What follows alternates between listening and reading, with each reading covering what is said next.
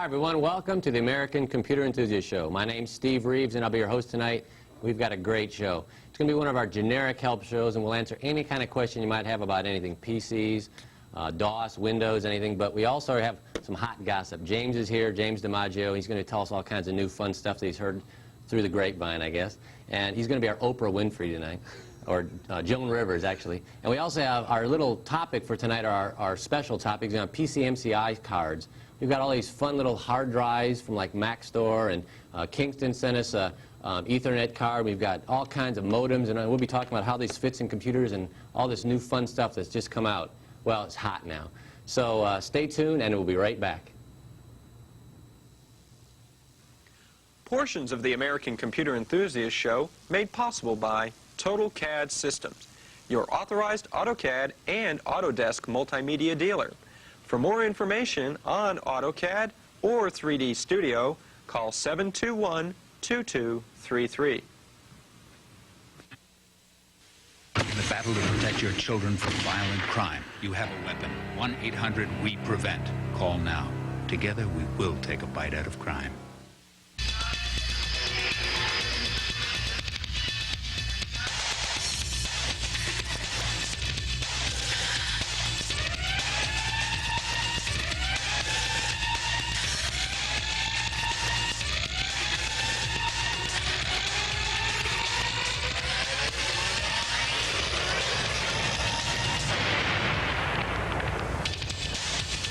So, whose influence are you under? The air dances with the waters, which brings the rain that feeds the land, that is home to the animals. All life dances together. In a world so connected, choosing one environmental cause can be hard. EarthShare is 40 environmental charities working together. You and your company can help by calling 1-800-MY-SHARE. All life lives, or doesn't, together. Hi everyone, in case you just tuned in, this is the American Computer Enthusiast Show. My name's Steve Reeves and I'll be your host tonight, and we've got James DiMaggio from Avis Computers, and we're going to do a generic help show. Like I said, we'll answer any kind of questions you might have about computers, DOS, Windows, networking, anything you want. Phone number is 861-6283. That's 861-6283. You can call and ask us anything you want. Also, we have a hotline, and it'll come up at the end of the show, but I'll tell you what the hotline number is now. It's, I always have to look here. It's 587-5369. That's 587-5369. You can leave comments about the show, what you'd like to see in future shows, anything. As a matter of fact, one of James' questions for the night is, what do you want to see on next week's show? We sort of have an opening, and for next week's show, we're not quite sure what we're doing, and James is hosting it, so if you have any great suggestions that we can throw together in 1 week, we've got other shows already scheduled, but next week we have an opening, so anybody's got a great suggestion. It doesn't have to be great, just any suggestion at this point. We need some hot topic. But speaking of hot topics, one great new fun thing that's come out, well, it's been out for a while, but really hot right now are these PCMCI cards. These are, a lot of people don't know what PCMCI stands for. I actually have to look down there. It stands for, well, actually it means two different things. One is people can't memorize computer industry acronyms. That's what PCMCI, never mind. That's supposed to be a joke. I don't know if anybody's laughing, but it really means Personal Computer Memory Card International Association. And what these are, this for example, is a little hard drive. This is a 105 megabyte hard drive that fits in the side of a notebook or laptop computer that has a PCMCI slot, but will also show, this will also work in your desktop computer too. There's a little adapter that you can put in your computer that'll actually do it. We'll actually show that. This is we'll show how this fits in the computer. You might want to zoom in here. I don't know if they want to zoom in. This is a 105 meg hard drive. It usually doesn't have a clear top on it like this. Well, we'll show the real thing here. Actually comes in a little case like this. They're going to zoom in here. Little case like this. Little thing you put in your pocket. This is the hard drive, 105 meg hard drive. Turn it over. 105 meg hard drive. Hello? Can you see it? 105 meg hard drive. That little thing right there is a 105 megabyte hard drive.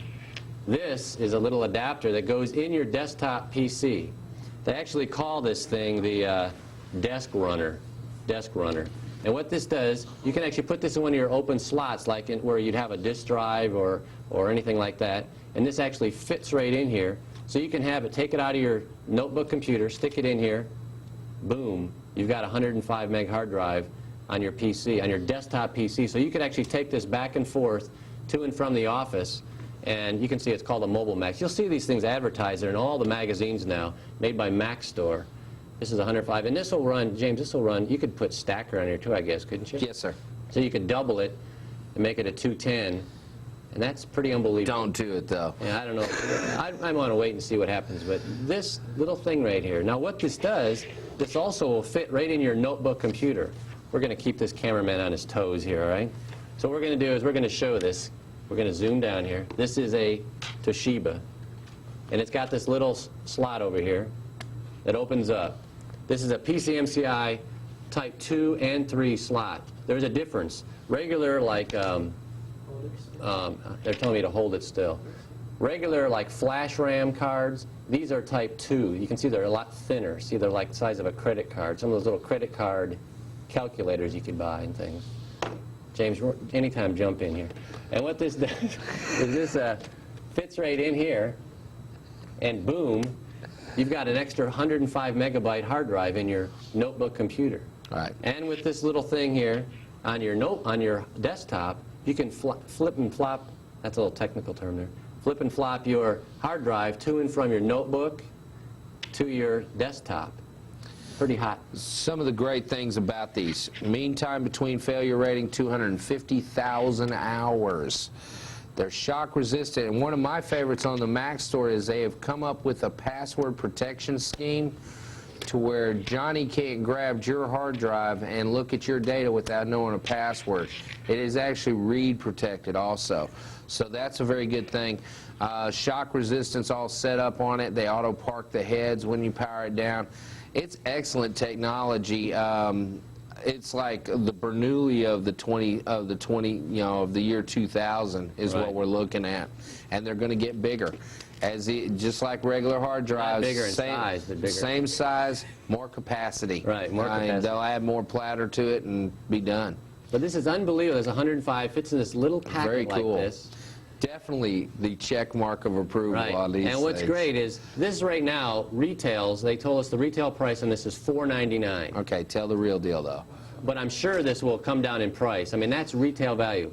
But they also told me, I don't know if I'm supposed to say this, but Yeah, I'm going to tell them anyway. say it. Is they're supposed to offer this and this in a combo unit for $4.99 in the next couple of months. So you'll be able to, there's no excuse to not have one of these things. If you have a notebook computer and a regular computer at home, you can swap these things back and forth for $4.99, less than $500. Again, that's retail price. We say nothing but retail prices on here.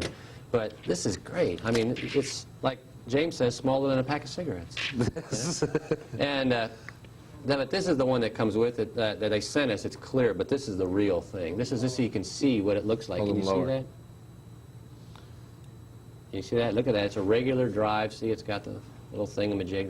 That's another technical term. Little thingamajig that goes back and forth there. But look at how thin that is. All right.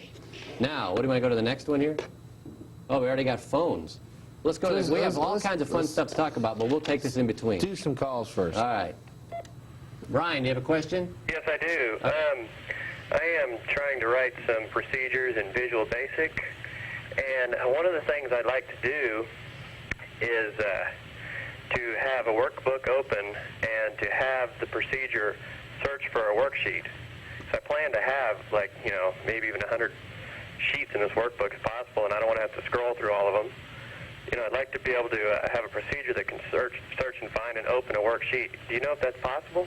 It can be done under Excel 5.0. Yeah, that's what I'm writing it through, is Excel 5.0. You can do that. I don't know the definite calls off the top of my head, Okay. but there is a way of doing the notebook run and using the notebook metaphor to search through the spreadsheets. Okay. Okay? I'll look for that. Thanks a lot. All right. Yeah, thanks Thank for you. calling. Thanks for calling. All right. Okay, Go to the next thing. You want to go to gossip? I want to start the gossip. Thanks. He's going to let me talk, ladies and gentlemen. In the last 10 days, 2 weeks, there's been some major players that have kind of done some merging. Those that have been watching the industry, Adobe and Aldus have made a pact to where they're going to merge. That's PageMaker and the the Adobe font folks. And Novell, big news. Novell bought up WordPerfect on, what is it, $1.4 billion stock swap deal, and they also bought the rights to Borland Quattro Pro product. Just the Quattro Pro, not all of Borland. If you've been following this, I'm kind of curious as to the viewers' feed out there. What do you think that this is going to go to? Call me, give me your views. Let me know what you think that this is going to lead to. I have my own opinions and have been quoted in a couple of magazines lately, and I'm just trying to feel out what the end users think's going on. So give us a call. That's 861-6283. Did I do that right? It's great. It's even on the screen. Oh, is it on the screen? 861-6283. See, I can't see the screen from here. Well, just believe me. And then there's several other things that are going on. If you got something that you want to talk about that you've been hearing that's going on, call. Chicago Beta, it is out. So that's some other, there's a lot going, it's going to be hot and heavy for the next 6 months. Yeah, there was a big presentation last week at Hal PC when they showed Chicago and they showed Cairo and, no, Daytona is what it was. All these different cities. Yeah, if you were there and you saw that and you had a view on it, whether you think it's viable or not, call in. It was pretty impressive. I went to it. It was pretty good. It was fast. They were comparing apples with apples and how it compares with normal Windows and Windows 3.11 and how it compares with the new Chicago. It was pretty fast. It looked pretty good. Yeah, I'd do it. I'd do it in a heartbeat. Anything new, I'll do anything. I buy anything that's fun, you know. Well, let's talk about some other fun stuff here. This is also a PCMCI card, and this is, James, we should talk about this one. This is actually made by Kingston. Kingston Technology Corporation, and it's an Ethernet card. See it right here? Go ahead and talk about it, James. Okay, first off, in the old days, if you had a notebook, you had to either plug up off the parallel port or buy a docking station with the PCMCIA slots. Now all you got to do is pop a card in and you're hooked up. They're very cost effective, they're very fast. They have the drivers for Windows for Workgroups, the drivers for Novell. I even think that there's Lantastic drivers out there now for them as far as NDIS drivers. So the capabilities of this slot is becoming a universal slot. Now, if I was buying a notebook, recommend that you get the PCMCIA Type 3 slot, which is the larger slot. It gives you the bigger hole because of some of the new things that are coming down the pipe. Anything from the hard drives, there's going to be all types of things that are going on. Now, not only in the Ethernet, they have token ring adapters now. They have, you know, I haven't seen an ArcNet PCMCIA. I'm not sure if it's because of the technology or what. But those, now it's just plug and play as far as, you know, plugging in your network. I have people that are setting these up as far as like in laptop stations. And you can bring your laptop in, the sales guys come in and they just pop a card in, boom, they're up and running. It's not a big deal. So this is very cool. I like to thank, I get that to checkmark approval. I'd like to thank Kingston for sending it to me to play with. All right. We got Bradley on line one. Bradley, do you have a question? Yes, I've got a question for you. I have been out of the computer field for a little while, and I'm trying to get back into programming. And I've heard too many people tell me to get into C, Turbo C, C++, and I'm trying to figure out which one is the best one to get. Sure. What do you think, James? What level do you want to play with, Brad? I mean, what are you going to try to write in? I used to write some databases for small companies. So. Okay. Your fastest and most productive environments right now are in the cross-development platforms, FoxPro, Paradox, and so forth, and going with that type of a language because they're an X-based language and they're on multiple platforms. They have an advantage in that. In true application coding, I guess C is probably one of the best. What do you think, Graham? C? Yes. Graham likes C since he's a coder. He's kind of good on that. He's our floor manager tonight. C's down to the core. I mean, you can, and everything's being built around that. But if you're looking for end user capabilities. You got to look at Visual Basic. You got to look at the new Olay 2.0 embedded stuff and the applications that are coming in on that line. So What about like Oracle and those kind of things? Oracle's really good, and the new product, the new SQL Server stuff that they've come out with for NetWare is very, very hot. If I was going to start programming, one area that's real hot right now is Lotus Notes. I'd start looking at the Notes environment also. Especially for replicated databases, they do the best. All right. Does that answer your question? Yes, it does. Thank you. Okay, hey, Thank thanks you. for calling. Okay, we have Alex. Do you have a question? Yes, hi. I have a 46SX25. All right. I was wondering if the new DX4 chip, are they supposed to be compatible for an upgrading, for an overdrive chip for my computer? I don't think they have overdrive chips yet for the 100 megahertz. It's only just a doubler. It doesn't go up to the hundreds yet. I don't think they're 75 and hundreds. I'm sure they probably will someday, but I don't know. I don't think they're available yet. I haven't seen anywhere available. I was wondering if they were doing that in the future. I'm sure it's a future product. Do you know if your motherboard has an oscillator chip on it or if it's a clock gen? It's clocked in. Okay, then you should be able to change the jumper and put on a. All you got to do is you set it for a 25 megahertz and the external speed's 100. Oh, okay. The only thing that you have to be careful of on those is let me back up one step. Clock gen chips mean that it has one oscillator that is multi-frequency. You can change the speed of it by changing a jumper, and they'll take a full suite of the CPU chips. So you just pop it off and pop the new one on. A DX4 100 is really a 25 megahertz internal chip, 100 on the external side. So all you got to do is sync it up just like a 25 megahertz. Now you don't want to run it as an SX25. You want to run it as a DX25. Okay? Okay. All right. Future shows, I would recommend doing a games format show. What type of games? The new games that are out there that you have to have at least 8 RAM to play, or 4 these high-tech games that I see out there. Okay, some of the new stuff like Stellar 7 and so forth?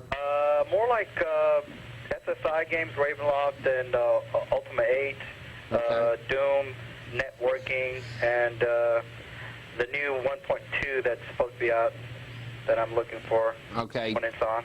Doom was who was supposed to be here next week, and they had to cancel. Unfortunately, I'm trying to reschedule them. The guys from id were looking at coming down. Oh, great. So I will probably have that online to show. I'm going to see if I can get some of the new stuff that they've been working on. We were talking about it, and see if I can get it in by Monday. Okay? Okay. Hey, thanks for the Thank you. suggestion. Thanks for watching. I appreciate the suggestion. Great. They say we have about 2 minutes to the Make 'em break. wait. Yeah, we'll just make them wait. Make them wait. Okay, well, speaking of that chip, I bought one of those compact Presarios, which is an SX25, 486 SX25, and I didn't realize when I bought it that the motherboard was one of those universal motherboards, and I had an extra 46 DX33, and I just took that thing out and took the SX out and put the DX in, and I had an instant 46 DX33. But I don't know, I haven't seen the 100 chips for sale yet, so that's why I don't know. They are out, you can buy them? They're starting to be out. Well, about how much, do you know how much they are? I don't know the pricing. I haven't checked them. I like in the back, I know there's a couple companies always in the back like PC Magazine, and I would check in like, what's that big thick one, Computer Currents, or no, what's that big fat book? That one that's like, it comes out, I can't remember, it's Computer Shopper? Shopper, right. Okay. They always have all kinds of great stuff in there you can check out for those chips like that. You want to go, why don't we go right into the next, you want to go to this? I don't know. Is there Yeah, 2 we got minutes plenty up? of time. We got plenty of time. Okay. Another thing we want to talk about, another PCMCI card, are these modem cards. And they're telling me to hold it down. Okay, great, hold it down. I like to keep our camera people on it. What this is a megahertz modem, and this actually is a type, I guess, 2 slot that this will fit in. Look at how thin that is. And once you put it in, you just pop this out, take your little phone jack, and stick it right in there, and you have an instant phone jack. So you don't have to carry around the cord or anything else. You just unplug it off the phone, plug it right in there, instant modem. Now this is a 14.4. The 28.8's coming. Yeah, I'm going to say I haven't seen one for sale yet, but I know they're probably going to come out with a 28.8. But these come in different models. A lot of different people make these. Hayes, megahertz, everybody, practical peripherals, everybody, and every speed from 2400, which doesn't make a whole lot of sense to buy much anymore, to 9600 to 14.4, and like we say, the 28.8 are probably coming out. But I think they're telling us we have to take a break. So don't forget, 861-6283, Generic Help Show. Ask us any kind of questions you might have. Stay tuned, and we'll be right back.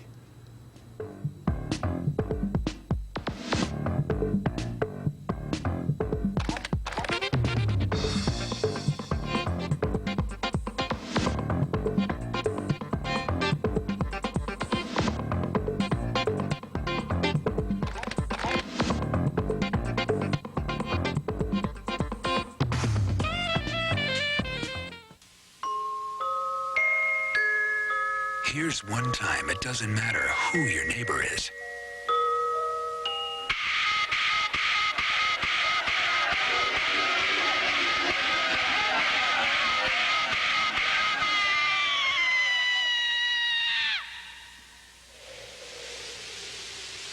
Here's the other.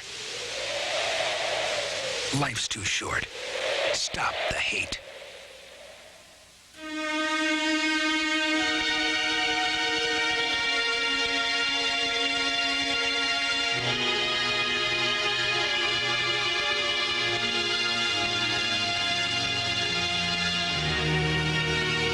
Drunk driving doesn't just kill drunk drivers. Next time your friend insists on driving drunk, do whatever it takes to stop him.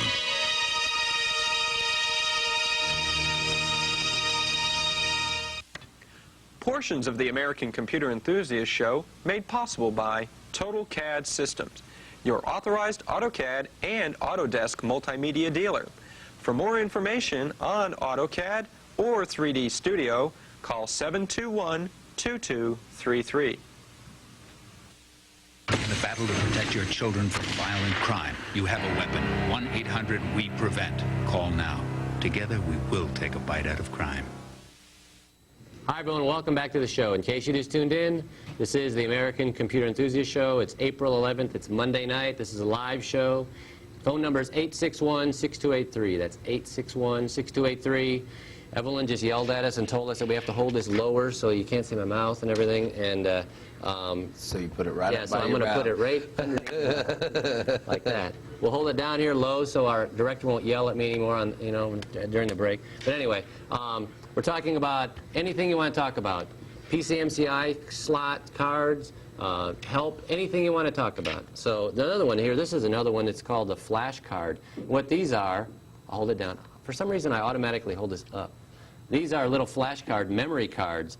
Like this one here is just a dummy card, but this one can be anywhere from 1 megabyte to like 20 megabytes, and these just pop in and out. Now, these aren't the same as RAM. It's like a RAM disk. Right. It's like a RAM disk. It serves the same function as a RAM disk, and it can be partitioned different ways, depending on what format you want. Now, these are all Type 2 cards. You can see how much thinner they are. See how thin they are? But these fit right in here. Now, another thing a lot of these computers have, the newer computers, I'm going to flop here, I'm going to move here, telling the camera guy, are these little slots here for memory. A lot of people don't realize, like this one, this is a Toshiba 1950 CT, and it comes with 4 megs of... Yeah, good plug. It comes with 4 megs of RAM. And to upgrade this to the memory, all you do, it's got these little cards that plug in here. These are they're not really PCMCI cards, but they're little memory cards. This is a 16 megabytes in this little thing right here. It's a PCMCI type card, I guess is what it is. And it fits right in here instantly. I've just upgraded this from 4 to 20 megabytes, just like that. Now, those things aren't... They're pretty expensive. Yeah, I was going to say, they're not cheap It's either. too bad they're not as inexpensive as the hard drives.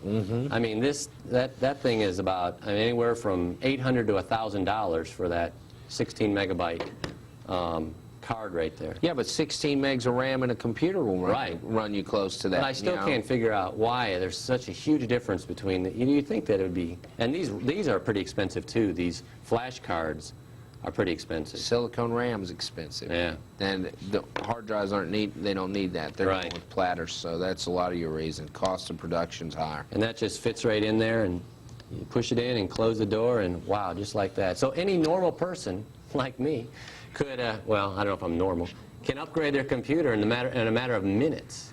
There's no reason to be able to do that.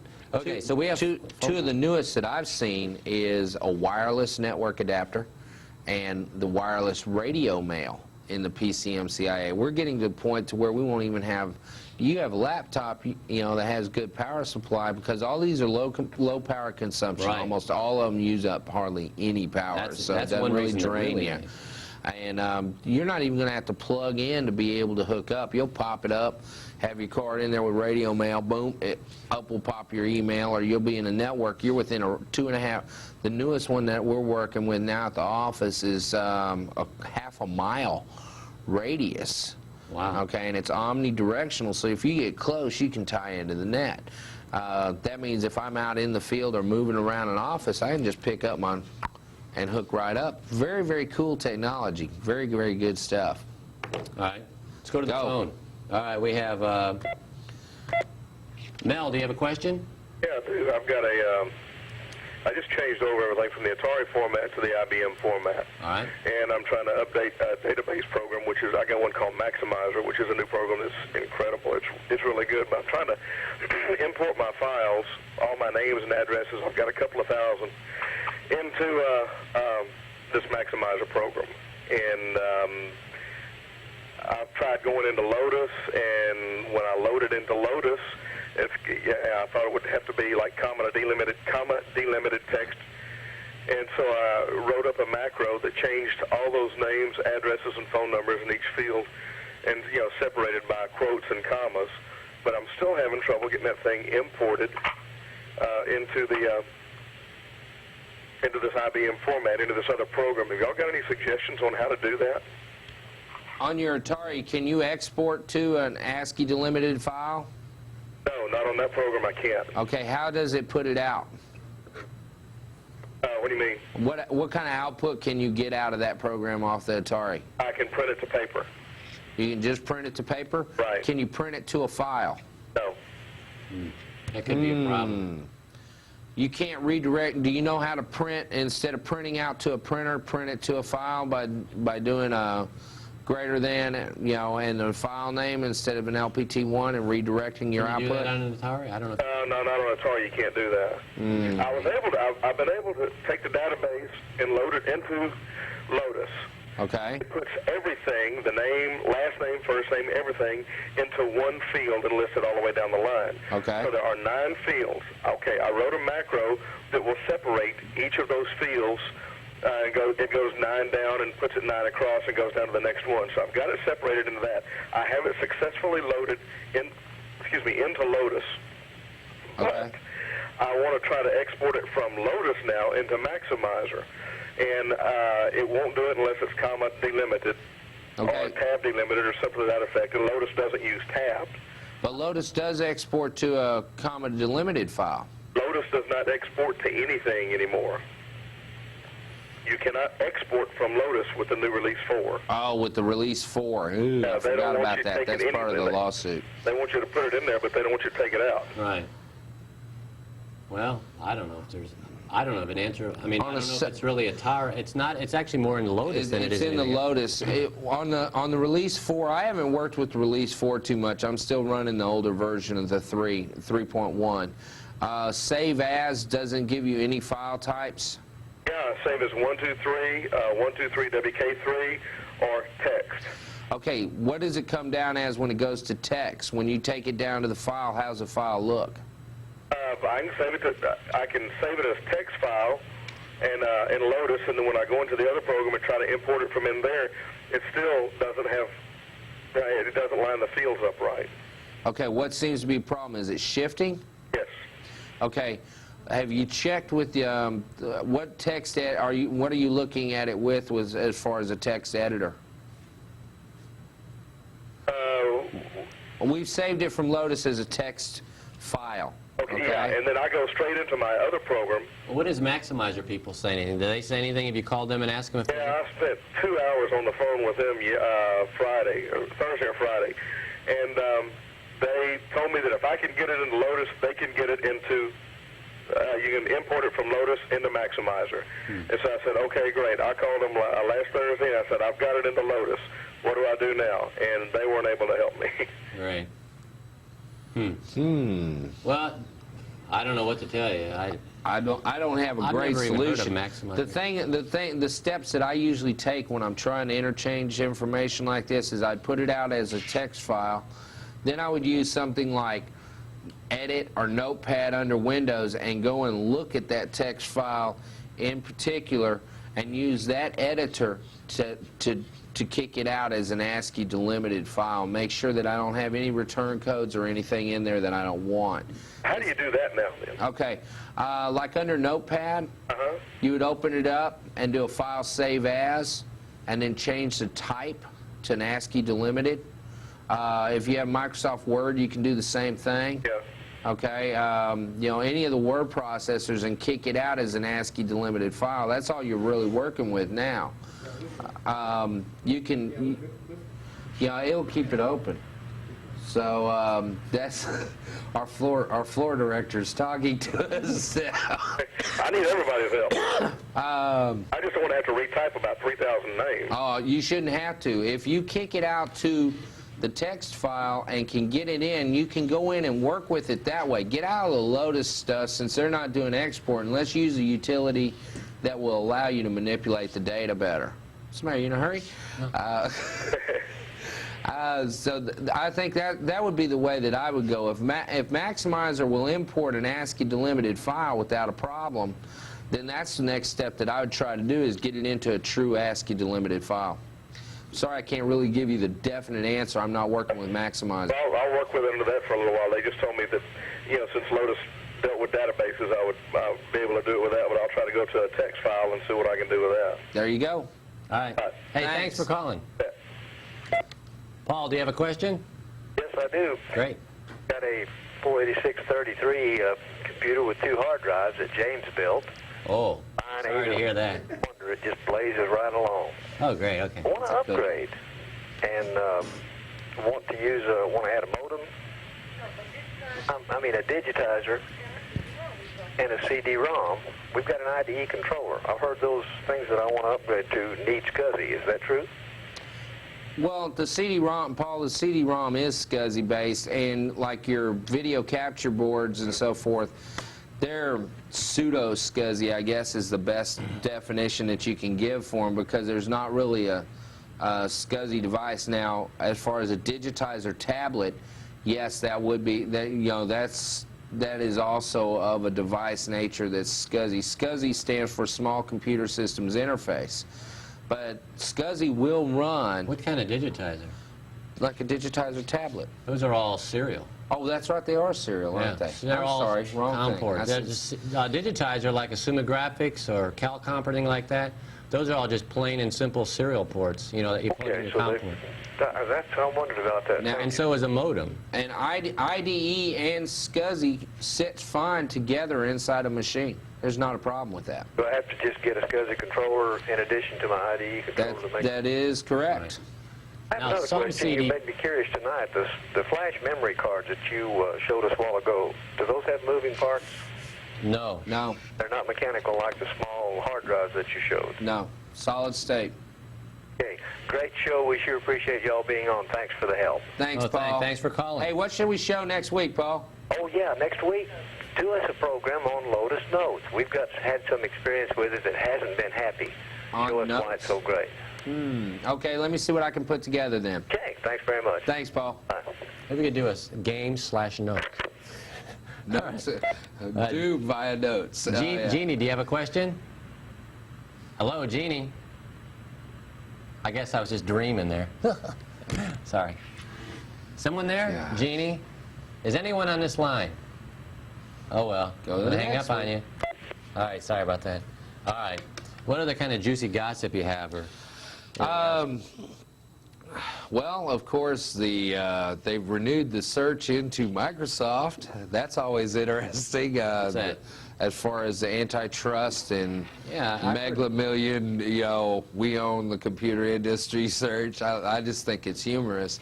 What's the status of all this stack and stuff? Well, okay, And Stacker has now been licensed by IBM for PC-DOS. I guess it's going to be 6.3 if they stick to their normal trend. Right. And it's in Novell DOS 7, which, by the way, May 23rd, I think it is. May 23rd. Novell will be on the show showing the new Novell DOS 7 and the personal NetWare. So I'm looking forward to that. We got a couple of the gurus from Novell coming in for that one, so that'd be a great show. Yeah, that should be pretty good. I might even watch that one. Good. They've basically, with some new people that have been put into political office, they're gearing up the Microsoft investigation, and several people have been contacted recently to find out what's going, you know, as far as if they're doing unfair trade practices by leveraging the DOS operating system against their application. In other words, because they own DOS and Windows, are they using that as an unfair advantage to promote Word and Excel and all these things and keep other developers from being able to compete fairly? That's primarily what the whole deal is, okay? So you need one of those point counterpoint things. Yeah, that's what's kind of going back and forth there. I was just asked this, and maybe one of the callers knows. I'm not aware of it. I just read a couple of internet messages. Commodore, CBM, was apparently suspended as far as trading 10 days ago. I read a couple of messages about reorganization. If you know anything about this, call in, fill us in on the scoop. So, and we'd like to know anything and everything, you know. We got some other callers? Yeah, we do. Okay. We have John, do you have a question? I have always heard and read that IDE drives cannot be low-level formatted, but yet I've run across some utility programs out there like Drive Pro and Procom Technologies and so forth that claim to do a low-level format. Can you all elaborate on that? James knows everything about this. I will be happy to elaborate. Okay, recently what has happened, when IDE first came out, I guess 4 years ago was when we started seeing the surface. I guess that was about right. Basically, what IDE does is it stores its bad block table over to an area of the hard drive that can normally not be written to. MacStore, Western Digital, Seagate have found that it is necessary to release the utilities in order to get to that area and erase that bad block table in certain circumstances. Developers of some software have taken those codes and incorporated them into it. What they basically do is they read the BIOS address that's built onto the hard drive. They figure out if it's a type drive that you know. And this is the same type of trick that they're using to identify how many heads and cylinders and so forth in these new programs that say auto set up your hard drive. That's what they're doing, is they're reading an address that says this is what kind of drive I am and I equal this. And these format utilities are going out there. As a general rule, it is totally unnecessary to low-level an IDE drive. You can suffer some performance problems, and you can suffer cratering the drive. The primary difference being that an IDE drive has all the intelligence built onto the drive at the factory level, whereas in the SCSI drives and everything else, the drive was basically dumb and the controller part was smart. So that's what's going on. Why do you think you need to low level your IDE? No, it isn't that. It's just I'm a computer technician, and I've argued with my colleagues from time to time that you can't low level format an IDE drive without factory equipment. They produce these. I have actually seen people try to run SpinRite on IDEs and so forth, and they think that that's working, and when they come back, it never gets to that bad block table. So it sits there and it will waste, 4, 6, 8 hours depending on how you test it. And it's not really low level in that thing, but there are some, and you can call the bulletin boards and you can get a low level utility for the Caviar IDEs that will actually low level that drive. I don't know why anybody would ever want to do that, though. I mean, in all honesty, if you've got that many bad sectors, you need to replace the drive anyhow. All right. Okay? Hey, thanks for calling. All right. Okay. We have Jeannie. Do you have a question? Hello? Hi, how you doing? I would want to ask you, do you know how to hook up a CD interactive to a regular PC system? A CDI, the CD Interactive, to a regular computer? I don't know if it can be done, can it? I don't know of an interface yet that's available because they're not talking on a street Right, bus. it's two completely different formats. I'm not sure it can be done yet. We'll keep an eye out for you, though, and let you know if we hear of anything, but I don't think that they're compatible as of today. But we'll keep an eye out for you, and we'll let you know, all right? Right. All right, thanks. Thanks for calling. Thanks, Jenny. Joe, do you have a question? Yes, I'm using DR-DOS 6, and Right. I'd like to know, after seeing that thing at the Help PC meeting with all the fancy Windows deals, I'm wondering whether I should wait for Novell 7 or what. Well, what do you think about operating systems? Where should we be going? What do you mean, wait? It's out. Novell DOS 7 shipped, I guess, about 2 weeks ago or 3 weeks ago. There is a very well-priced upgrade. I think it's on the streets now for like $29 or something like that. Novell 7.0? For Novell 7.0. Right? You're finding it real well, and that comes with personal NetWare in the box. Basically, your Lantastic competition. It's a peer-to-peer operating system. What does Lantastic think about that? I'm sure they're not real happy about this whole thing with WordPerfect and the bundling and so forth. Everybody's been going, oh, this is a real big deal towards the high end, but I think that Novell is going to take the NetWare or the personal NetWare, the Novell DOS 7, and bundle them with the apps and go after the small business market that hasn't been spending the big bucks, because that's an area where they have the largest growth potential. Right. They already own 70 to 80% of the medium and large network. There's just so many more that they can have. But in that small market, they can really tear it up. Right. And I'm looking at them placing up against the work groups. Now, when these people say that they have a built-in networking capability, you still have to buy a networking card, don't you? Right. That is correct, but you can buy an Ethernet card now for $60. Or less. Or less if you shop. It's just not that expensive anymore to hook everything up. Novell DOS 7, some of the advantages is a protected mode, DPMI, DOS protected mode interface. They have Stacker 3.1 built in and licensed for their compression technology. They have all the virus protection. They have everything that Microsoft DOS 6 does, or 6.2, and they've gone just a little bit extra. They have to. I have heard of a few things that are having a couple of tweaks as far as compatibility. So that is my caution at this point. Watch May 23rd. You can find out more. We'll have the guys from Novell here to explain it all. Okay, thanks. Okay? All right. Thanks. Great. We have Good plug, huh? Sonia. Do you have a question? Hi, I just want to say hello to James and Hi, tell Sonia. him that he's doing a great job, and I'm so glad Not me. taking all that information he has and sharing it with the general public. And yes, Steve, you're doing a good job too. Anyway, you guys did a great show, but I just really wanted to say hello to James and tell him he's looking great. Thanks, Sonia. Thank you. About his hair, though. We couldn't do anything with it, though. But I've got hair. Oh, okay. Who has hair? Okay. All right, okay. Bye. Bye, Sonia. Brian, do you have a question? Yeah, I have a 486 50 meg DX, and there are doublers and triplers available for the 25 and the 30 meg 486s. Is there going to be anything available for the 50 meg 486? Okay, the 50 megahertz, or do you have the DX250? No, I have the 50 megahertz. There is supposedly going to be a doubler for the 50 to take it to the 100, but it I haven't has seen not it, been though. released yet. Every time you read an article about the overdrive chips and everything else, they always say future, but they never say a date or what it's going to cost or anything else. For some reason, I don't know why they've left the 50 megahertz people off. Ironic, because when we bought the super systems before the 66, and now we're left out. Right. Okay.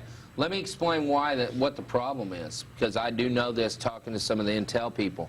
The 50 megahertz, because it's running 50 megahertz external and internal, there is some bus clock issues and some timing issues that the regular ISA board and like the Visa local bus is only rated to 40 megahertz, period. That is the standard. They ran into some real timing issues on the 50s. And that is one reason that Intel now says for the greatest compatibility, buy the DX266 because it's only 33 megahertz to the external. Right. Okay, instead of the full-blown 50. But now AutoCAD says buy the 50 because AutoCAD is one of the few programs that will really use that 50 megahertz chip. Most of them, they just have problems with that type of speed timing. What you may want to look at is if you have a clocked gen motherboard, is maybe the capability of just pulling it out and selling it. I know that Bass Computers here in Houston will buy your chip, and you can upgrade up to like the DX4100 if you want to. Or the You're saying that it's pen for pen compatible. I can pull out the 50 meg and put in another one? Yes, sir. Right. I could go to a 66? Yes, sir. If your motherboard if your motherboard has what they call a clock gen, which is a type of an oscillator that can be just set for different megahertz speed, you can go to the 66. All you do is you set it up as a 33 megahertz motherboard. Remember, the 66 is 33 megahertz external and 66 internal. But if I was going to upgrade right now, I wouldn't be buying the 66. I'd be looking at the 100 or the 99 in the triple and the DX4 line. What kind of computer is it? Is it a clone or is it a name brand? Or? Well, unfortunately, I'm stuck with two of them. I've got a Model 95 and I have a clone here at home. Okay, because I was going to say the Model 95. Model 95 may burn you. The clone will probably have the capability, if it was bought in the last 2 years, to do the clock gen. Right. Look at the manual on the motherboard and see if it will take different CPUs. If it will take a 33, it will take a 66. That's the simplest way of looking at it. That's like that Presario I said that I bought. I never dreamed that that thing would ever be able to accept any other chip except maybe the overdrive chip. But I couldn't believe believe it or not, I actually read the manual. Oh, no. And the manual said I could do that, so I just flipped it, you know, took this layout. One of the advantages to that is the manufacturer only has to produce one motherboard. Right. Doesn't care Kind of what a universal CPU. motherboard. I mean, we've got them where they'll take AMDs, Intels, Cyrex. It doesn't matter anymore. You know, it's one motherboard for all of them. We're going to have to take a quick break here. Again? Again. Thank you. All right. Thank you for for calling. Stay tuned, and we'll be right back.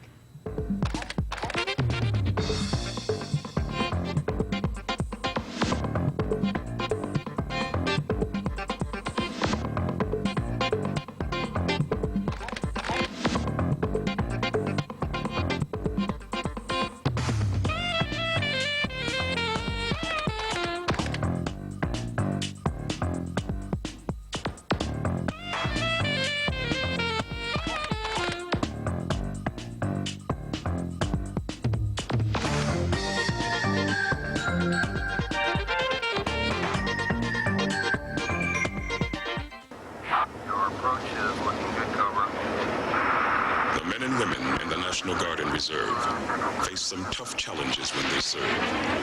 Challenges that teach them discipline, leadership, and technical skills that make them better employees.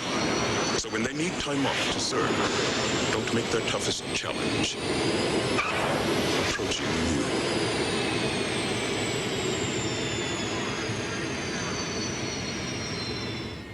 In a life-threatening emergency, you should know what to do. Say a loved one exhibits unusual symptoms. The first thing to do is... Clear! No. The first thing to do... Oh! Tourniquet! No! The first thing you do is pick up the phone and dial your emergency number. Call 911 first. Right. How about mouth-to-mouth? I don't think so. To learn more about life-saving techniques, contact your Red Cross.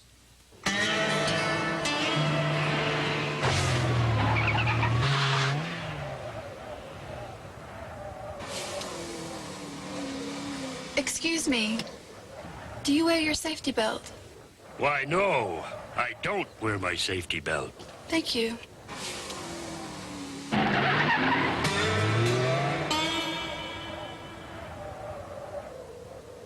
You could learn a lot from a dummy. Buckle your safety belt.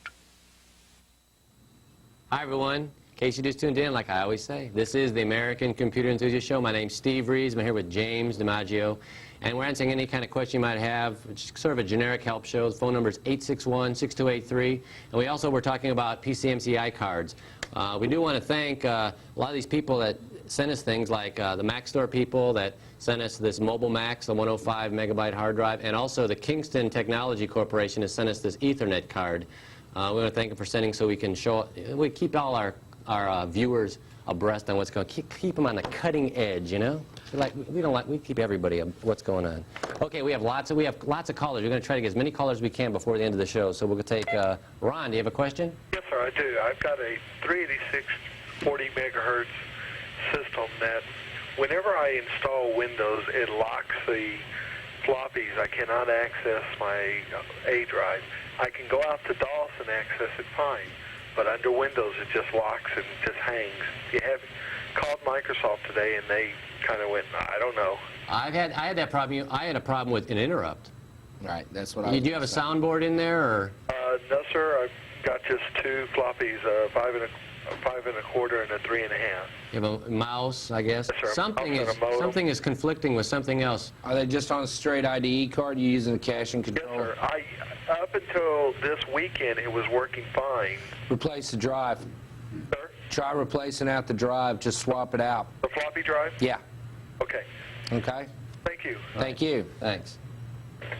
It's either the controller or it's, oh, we got somebody else online. It's either the controller or the drive mechanism itself is not releasing the drive change light. Go ahead, next call. Mike, do you have a question? Yes, I do.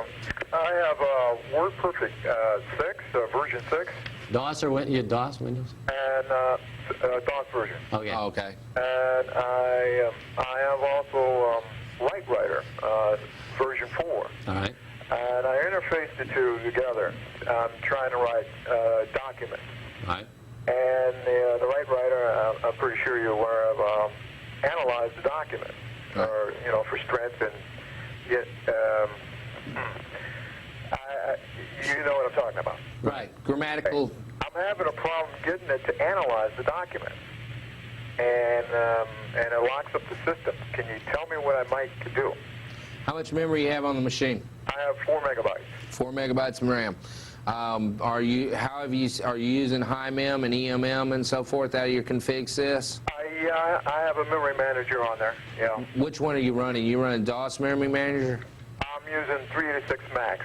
You're using 386 Max. All right. Okay. Have you tried removing it and going to the DOS memory manager? What version of DOS are you on? I have DOS 6.2. Okay. I would recommend that you get off the 386 Max and you try DOS and try to eliminate things. A lockup of that nature is generally because they're fighting over memory space. Both those programs are doing the same thing at the same time. And so they have to really sit in tight with each other, right. Because it's going to use the document to analyze that WordPerfect has up also. Just to let you know, WordPerfect is coming out with a fixed disk to try to improve the speed and so forth. It's supposed to be out by the end of the month. I appreciate it. Okay? Right. So I would look at that first. Thank you now. Thank you. Thanks. All right. Dale, do you have a question? Yes, sir. I got a question about floppy drives. I've got a 386 SX. All right. Okay, it came with a 5 1/4 inch high density floppy drive. Right. I wanted to put a 3 1/2 inch high density in. All right. I went and bought one. I installed it, and they won't work together. They both work fine separately as long as I have one hooked up. When I put both of them in, put them in the BIOS, they both run at the same time. Okay. You sure you got them the cables plugged in right on the second connector? Yes. They even told me to buy another cable, so I even did that, and it still didn't work. There's no reason that they shouldn't sit right unless you have one of the strange, and I've seen a few of these. There's some oddball 1.44s that have jumper settings as far as so that you can set them up for a non-standard structure as far as a spin delay. Right. And I talked to the place where I bought the 3 1/2 inch. Mm-hmm. They told me to try changing the jumper on the drive. I did that, and it still did the same thing. What about the controller card? Could it be anything to do with it? No? No. As a general rule, no way, because IDE is just going to talk down the line to the device. It's more than likely that the 1.44 is not set up It's not going to talk as a slave device. When you have two on the end, normally that twisted cable sets it up as a drive A. But also the drives themselves have a configuration on them to where they go, hey, I got another one, and they try to look at each other. And what we have here is we've got two of them that are trying to, that are just going, I'm master and I'm master, and there's no other way around it. I would definitely suspect the 1.44. If you purchased it somewhere, you might want to talk to their technician where you purchased it, take your machine in and say, hey, guy, fix it for me. Okay. Okay. So you think it can work? You know, that's right. Work. Show me it works or give me my money back, one of the two. Okay. Okay? Right. Thank you. Have a good day. Guess we told him. Jan, do you have a question? Yes, I do. Great. I have a 48625DX, and I have a clock gen motherboard, so I sped it up to 33 and it works fine. If I speed it up to 40, can I do any damage to the CPU? And I do have a fan on the CPU. Give me camera 3. Watch my head. Don't do that. Okay? If you're running a DX25 and you're clock genning to a 33 on the motherboard, you are going to create some timing problems. You may not notice them right away. They may not happen until you get into something that's real intensive, that's hitting like flicker resolution or doing some type of a graphics resolution at the same time that it's swapping out to the hard drive. There's no advantage in running it that way. The CPU is tested and certified at a certain speed, and it's made to run at that speed. Don't try to boost it, you'll burn them up. You can actually burn up your CPU by setting the board higher than what it's recommended. Even with the fan? Yes, sir. It's not the heat that burns it up, it's actually abusing the chip. Okay, because of the way that the hotline for that, I think. That comes back. They have a hotline for that. Oh boy, he's a comedian tonight. It's not. It's of no speed performance. You're going to do nothing more than damage your chip. All right. Appreciate it. Okay. Great. Hey, thanks for calling. Carl, do you have a question? Yeah. Please be patient with almost a complete novice here. All right. So, Steve. Yes. Listen, I've got. I put in a mouse on. I have an old elderly Victrola AT.